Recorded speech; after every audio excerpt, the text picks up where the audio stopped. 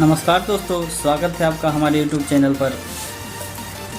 जैसा कि हम लोग चल रहे थे फिटर के ऑब्जेक्टिव क्वेश्चन वेल्डिंग से, उसी प्रकार आज हम वेल्डिंग का कुछ और क्वेश्चन लाए हैं आपके सामने। ये वेल्डिंग का 5वां वीडियो है। इससे पहले 4 वीडियो और आ चुका है जिसमें कि आपको महत्वपूर्ण क्वेश्चन करवाया गया है। और अगर आप इस चैनल पर नए आए हैं तो इससे पहले जितने भी वीडियो हैं उसमें से फिटर का थ्योरी का हम चैप्टर वाइज ऑब्जेक्टिव ला रहे हैं, तो उसको देख करके आप उसको कॉपी में नोट कर लें और उसको बिल्कुल याद कर लें, जिससे कि कॉम्पिटिटिव एग्ज़ाम में आपको कोई दिक्कत ना हो। तो चलते हैं हम आज के पहले क्वेश्चन की ओर। आज का पहला क्वेश्चन आपके स्क्रीन पर है। क्वेश्चन बोल रहा है कि विद्युत आर्क वेल्डिंग में प्रयोग होने वाला वेल्डिंग सेट क्या कहलाता है।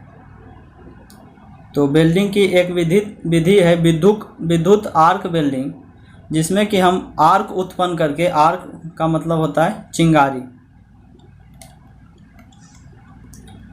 हम चिंगारी उत्पन्न करके जो वस्तु को दो अलग अलग पार्ट्स को जोड़ते हैं। तो उसमें डीसी जनरेटर भी सेट भी उपयोग होता है, एसी रेक्टिफायर भी सेट भी यूज होता है और डीसी रेक्टिफायर सेट भी यूज होता है। तो इसका सही आंसर ये सभी हो जाएगा। ठीक, चलते हैं अब हम अगले क्वेश्चन की ओर। अगला क्वेश्चन आपका बोल रहा है कि बेस मेटल या पूरक धातु को एक साथ पिघलाने की क्रिया क्या कहलाती है। तो बेस मेटल जिसमें कि हमारा मुख्य धातु होता है, और पूरक धातु, बेस मेटल को मुख्य धातु,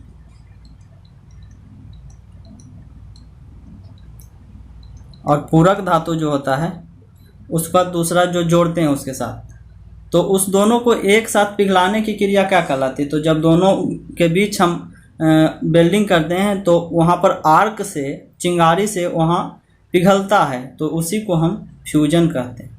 ठीक, चलते हैं अब हम अगले क्वेश्चन की ओर। अगला क्वेश्चन आपका कर रहा है कि निम्नलिखित में कौन सा वेल्डिंग उपकरण है। वेल्डिंग करने में हमें कौन कौन सी उपकरण की ज़रूरत पड़ती है। स्टील रूल, हथौड़ा, ट्राई स्क्वायर या ये सभी। तो वेल्डिंग करने में आपको बता दें कि स्टील रूल की आवश्यकता पड़ेगी, हथौड़ा की भी आवश्यकता पड़ेगी, और ट्राई स्क्वायर का आप इसका 90 डिग्री चेक करने के लिए, समकोण चेक करने के लिए करेंगे। हथौड़ा का उपयोग आप चिपिंग करने के लिए करेंगे, और स्टील रूल का प्रयोग आप मेजरिंग के लिए करेंगे। ठीक, तो इसका सही आंसर क्या हो जाएगा। ये सभी वेल्डिंग करने में उपयोग आते हैं। अब चलते हैं अगले क्वेश्चन की ओर। अगला क्वेश्चन आपका बोल रहा है कि मीडियम कार्बन स्टील की वेल्डिंग के लिए जॉब को वेल्ड करने से पहले कितने तापमान तक प्री हीट करना चाहिए।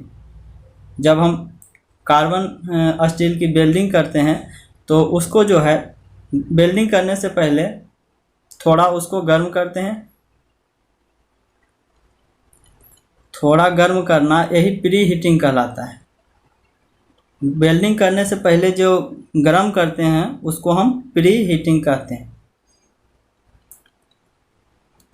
तो पूछ रहा है कि उसका तापमान कितना होता है। तो इसका तापमान आपका 150 से लेके 250 डिग्री सेंटीग्रेड के बीच तक रहता है।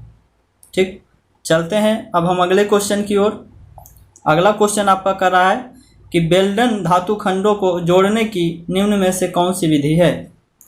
वेल्डिंग जो होता है, पूछ रहा है कि यह कौन सी विधि है धातु को जोड़ने की। तो आपको बता दें कि यह एक अस्थायी विधि है, क्योंकि आप जब इसको वेल्डिंग कर देते हैं तो इसको बिना तोड़े या काटे नहीं अलग कर सकते। तो इसका सही आंसर क्या हो जाएगा, ऑप्शन बी। चलते हैं अब हम अगले क्वेश्चन की ओर। अगला क्वेश्चन आपका कर रहा है कि एल्युमिनियम की वेल्डिंग के लिए निम्न में विधि प्रयोग की जाती है।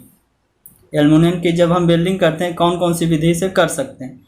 Oxy acetylene welding, metal inert gas welding, या टंगस्टन इनर्ट गैस वेल्डिंग। ठीक, तो इसका मेटल इनर्ट गैस वेल्डिंग को हम MIG के नाम से जानते हैं, और टंगस्टन इनर्ट गैस वेल्डिंग को TIG के नाम से जानते हैं। तो आपको बता दें कि एल्युमिनियम की वेल्डिंग करने के लिए हम ये सभी विधि का उपयोग करते हैं। चलते हैं अब हम अगले क्वेश्चन की ओर। अगला क्वेश्चन आपका बोल रहा है कि किस विधि द्वारा फेरस तथा नॉन फेरस धातुओं को आसानी से वेल्ड किया जाता है। फेरस अर्थात लौह धातु और नॉन फेरस अर्थात अलौह धातु को जब दोनों को जोड़ते हैं तो इसके लिए हम मेटल इनर्ट गैस वेल्डिंग का उपयोग करते हैं। ठीक, चलते हैं अब हम अगले क्वेश्चन की ओर। अगला क्वेश्चन आपका बोल रहा है कि कटिंग ब्लो टॉर्च में किस गैस का प्रयोग किया जाता है। जब हम धातु रहता है तो इसको कट करते हैं तो उस समय जो कटिंग ब्लो टॉर्च होता है अर्थात इसको जब पूरा हम हीट कर देते हैं, पूरा जब हम हीट कर देते हैं उसके बाद उसको काटने के लिए जो कटिंग ब्लो टॉर्च होता है उसमें किस गैस का प्रयोग करते हैं। तो आपको बता दें कि उसमें शुद्ध ऑक्सीजन का उपयोग करते हैं।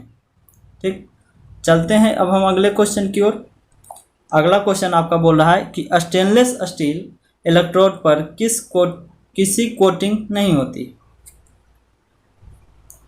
तो आपको बता दें कि इसका सही आंसर हो जाएगा ए व बी दोनों, चूना और टाइटेनियम दोनों। ठीक, चलते हैं अब हम अगले क्वेश्चन की ओर। अगला क्वेश्चन आपका बोल रहा है कि बॉल पिन हैमर का उपयोग होता है।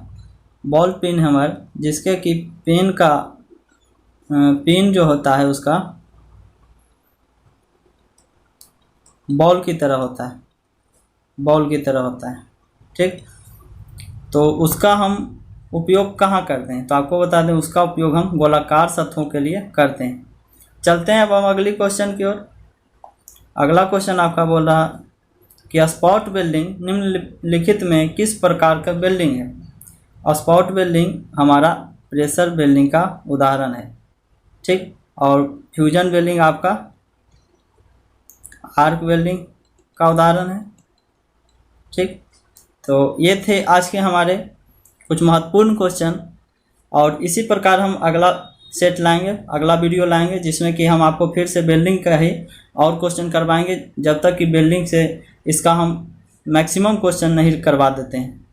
ठीक है, अगर वीडियो अच्छा लगा हो तो चैनल को लाइक करें, शेयर करें, सब्सक्राइब करें। धन्यवाद।